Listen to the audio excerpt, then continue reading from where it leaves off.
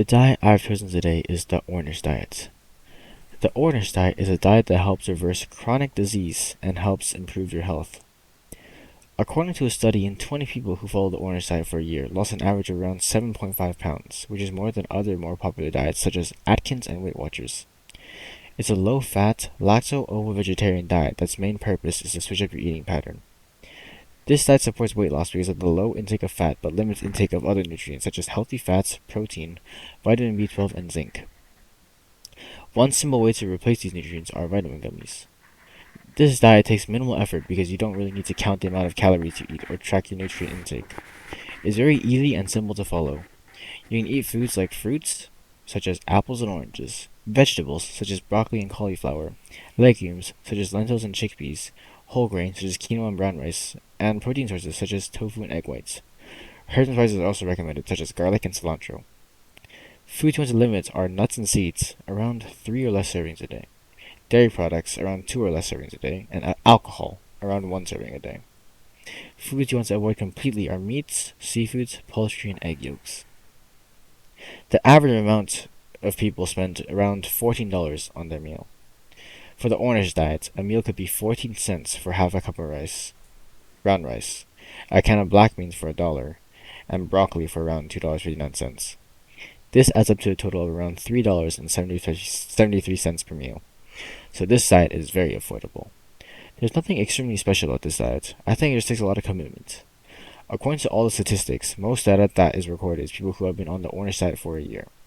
I searched for a bit and that's the most I could find, so I assume most people generally stay on this diet for around a year. Meal preparation for this diet is very quick, usually about 10 to 15 minutes on average. These are very simple and easy recipes, such as scrambled tofu with tomatoes, onions, and garlic, brown rice with beans and broccoli, and oatmeal with strawberries and blueberries. Another amazing thing about this diet is that it does not require any extra exercise. As long as you're meeting the average requirements for exercise, which is 30 to 1 hour a day, you are following the recommended amount of exercise for the Ornish diet. At the end of the day, this diet is made up of fruits, vegetables, legumes, whole grains, and plant-based proteins. The foods you avoid are meats, fish, and poultry. Foods that contain high fat ingredients, refined carbs, and processed foods can be eaten but should be limited. This diet satisfies all portions of each food group. It might lack a little bit in the protein portion, but that is made up by foods like lentils and chickpeas. I do recommend this diet. It is very simple and easy to maintain once you get used to it.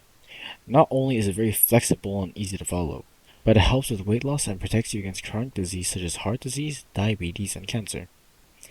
Like I said before, in 1 year, 20 people who followed the Ornish diet for a year have shown to have lost around 7.5 pounds, which is more than a lot of other diets.